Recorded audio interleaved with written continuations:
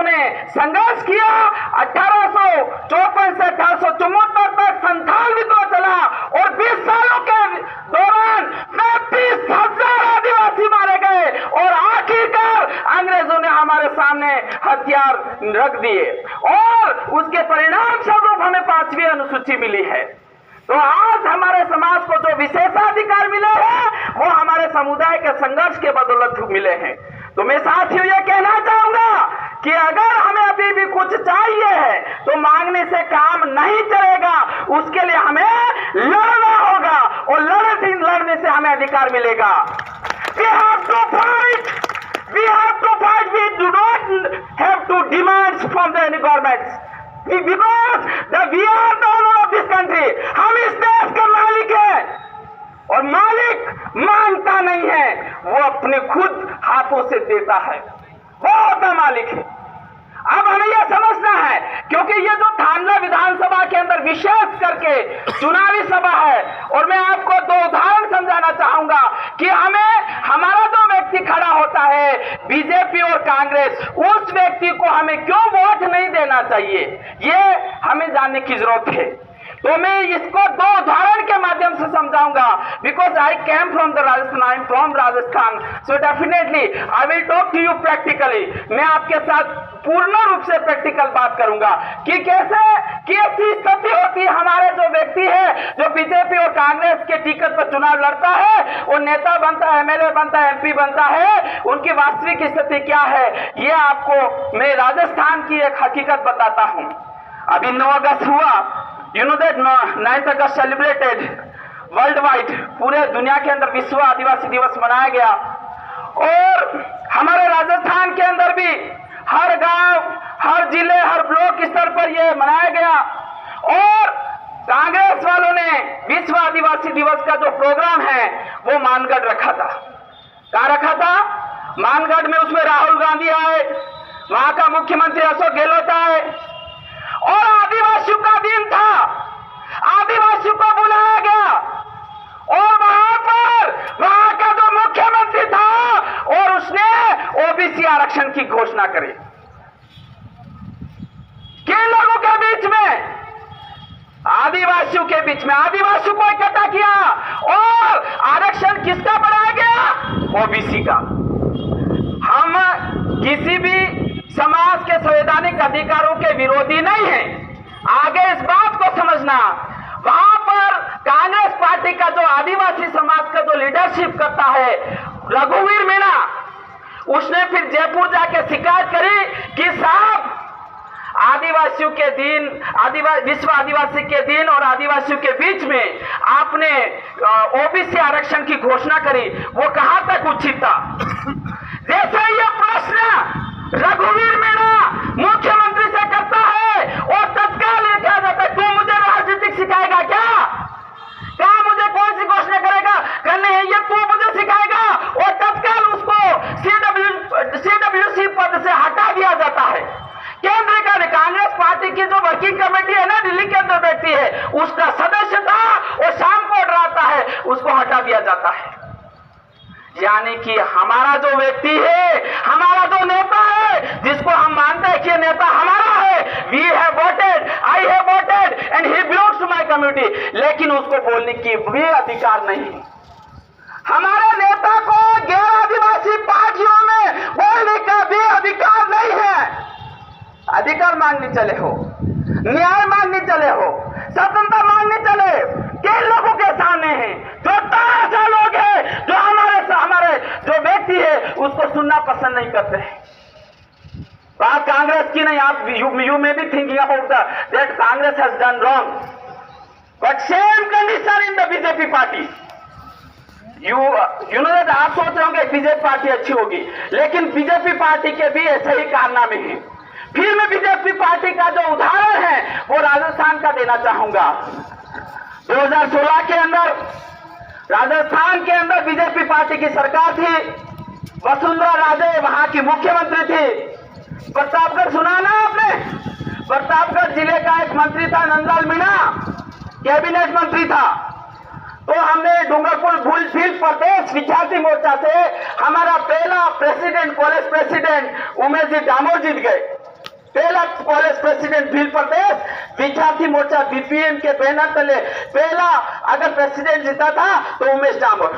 तो उन्होंने विचार किया कि क्यों नहीं हमारे छात्र संघ कार्यालय के उद्घाटन के अवसर पर, शपथ ग्रहण समारोह के अवसर पर हम राजस्थान सरकार के जो कैबिनेट मंत्री है, जो हमारे समाज से हैं, जो कदवार नेता है, उनके हाथों से, उनके कर कमलों से किया जाए। उनको बुलाया गया, नंदलाल मीणा डूंगरपुर गए, सबसे बड़ा कॉलेज, वहां गए और उन्होंने छात्र संघ कार्यालय का उद्घाटन किया और मीडिया आई और मीडिया से बातचीत, मीडिया ने सवाल किया कि ये भील प्रदेश विद्यार्थी मोर्चा को आप समर्थन क्यों कर रहे हो।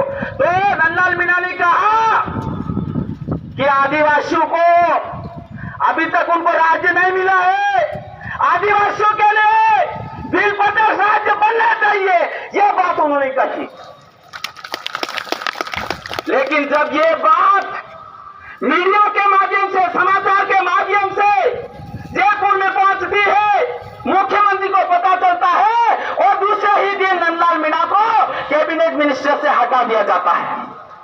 दूसरे ही दिन उसको कैबिनेट मिनिस्टर से हटा दिया जाता है। आप बताओ, क्या हमको असली में आजादी मिली है क्या? यदि आज आपके साथ गलत होता है, अगर आप ये सोचते हो कि ये व्यक्ति हमारा भला करेगा, ये व्यक्ति हमारा न्याय करेगा, कांग्रेस पार्टी हमारा न्याय करेगी, बीजेपी पार्टी न्याय करेगी, अरे वो पार्टियां आपके नेता को बोलने ही नहीं देना चाहती है, ऐसी स्थिति है देश की आजादी के बाद। तो हम क्या अपेक्षा कर सकते हैं कि इनके बैनर तले हमें कोई न्याय मिलेगा? बताइए, आप ही बताइए। ये प्रैक्टिकल एग्जाम्पल है। अब आगे समझना है कि हमको यह कहा जाता है कि we have got independence in 15 August 1947।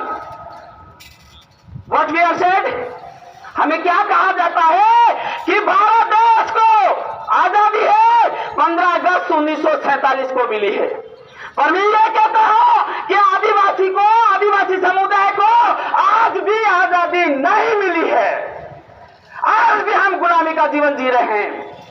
फिर दूसरी बात कहूंगा, हमें यह कहा जाता है कि constitution was implemented eight ground level 26 जनवरी 1950।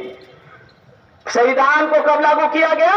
26 जनवरी 1950 को। यह कहा जाता है, लेकिन आदिवासियों का जो संविधान है, वो संविधान 5वीं अनुसूची को कई साल बीतने के बाद भी आज भी लागू नहीं किया गया है। सच है या नहीं है? और हमको यह कहा जाता है कि भारत देश का संविधान लागू हो गया है। अगर आदिवासी अगर कुछ करता है, किसी को थप्पड़ मार देता है, नहीं गलती होती तो भी उसको जेल के सलाखों में डाल दिया जाता है, लेकिन आदिवासी के संविधान के ऊपर आज भी चर्चा नहीं होती है। तो इसका मतलब आज भी संविधान लागू नहीं हुआ है। हम इस देश के मालिक हैं, हम मांगते नहीं है, हम किसी से मांगेंगे नहीं। ये बात आपको पढ़ लेना पड़ेगा। जिंदगी चली जाए कोई दिक्कत नहीं, लेकिन आने वाली पीढ़ी हमारी शासक होनी चाहिए, दिल्ली के अंदर राज करनी चाहिए, ये प्राण यहां लेके जाइए। बहुत सारे लोग आपको भ्रमित करते होंगे, ये जो व्यक्ति है जो चुनाव लड़ रहा है, ये निर्दलीय है, ये कहां से बजट लाएगा, क्या विकास कराएगा, इनका मुख्यमंत्री तो बनेगा नहीं, ये बोलते होंगे ना। राजस्थान आ जाना, राजस्थान आ जाना। हमने आदिवासी समाज की विचारधारा, आदिवासी समुदाय के बैनर तले we sent 2 representative, 2 MLA to Jaipur.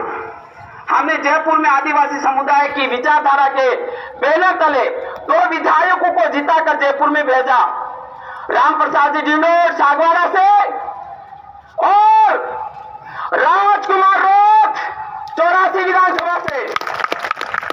मैं उनके 5 सालों के दौरान किए गए कामों की बात करता हूं। सिर्फ 84 विधानसभा से 1600 करोड़ रुपए के काम हुए इन 5 सालों के अंदर। और राम प्रसाद जी डिंडोर, जब राजस्थान पत्रिका दैनिक भास्कर ने पूरे राजस्थान के अंदर सर्वे किया कि अभी तक सबसे ज्यादा काम किन विधायक ने, कौन कौन से विधायक ने किया, तो 200 विधायक है राजस्थान में। कितने हैं? आपके यहां ज्यादा हैं। 200 विधायकों में में लिस्ट निकली और टॉप 2 में राजस्थान में आदिवासी परिवार के द्वारा जो सिलेक्टेड किए गए वो विधायक आए। सबसे पहली पोजीशन रामप्रसाद जी डिंडोर और दूसरी राजकुमार रोत को मिली है। एक बार जाके देख के आ जाना। अभी आचार संहिता की घोषणा हो गई। अभी रोज दिन रामप्रसाद जी डिंडोर और राजकुमार जी रोत हर रोज 3-3 जगह शिलान्यास कर रहे हैं, 3-3 कामों का रोज शिलान्यास कर रहे हैं, फिर भी मतलब कम टाइम पड़ रहा है। कितने एक दिन के अंदर। और एक बार आप राजस्थान आइए, उनके 2 विधायकों को जीतने के कारण हमारे ट्राइबल क्षेत्र के अंदर 4000 करोड़ रुपए का स्पेशल बजट आया। कितने हजार? 4000 करोड़ सिर्फ 2 विधायकों के जीतने से सरकारें झुक गई हमारे सामने। और हमने महाराष्ट्र पैटर्न राजस्थान के अंदर लागू करवाया और हर पंचायत को 30-30 लाख हर साल दिलवाए गए, अलग से दिलवाए गए। और वो किसके बिना तले? आदिवासी परिवार की विचारधारा के बिना तले ऐसे विधायक हमने जयपुर में भेजे हैं। तो हम और मध्य प्रदेश में अब असली लोकतंत्र किसको बोलते हैं? What is the true democracy?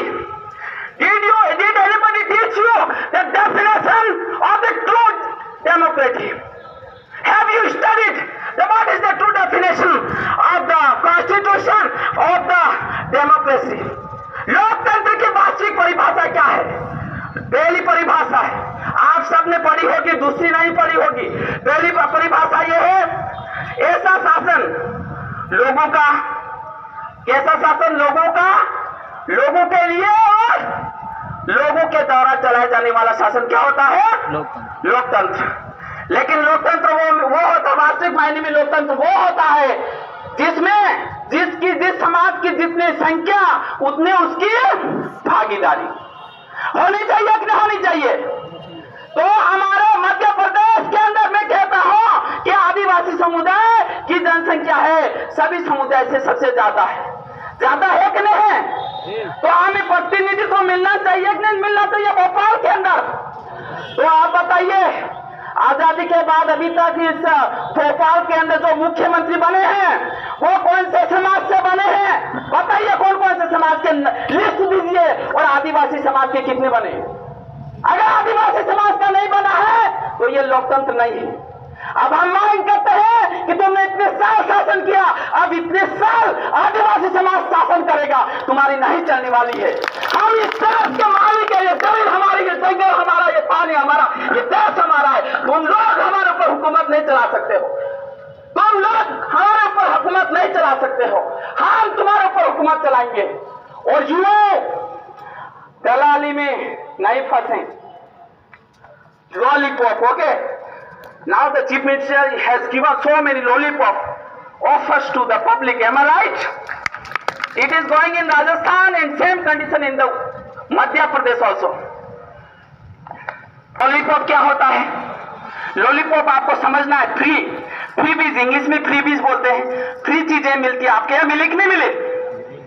क्यों दी गई? इतने साल तो नहीं दी गई, अभी क्यों दे रहे हैं?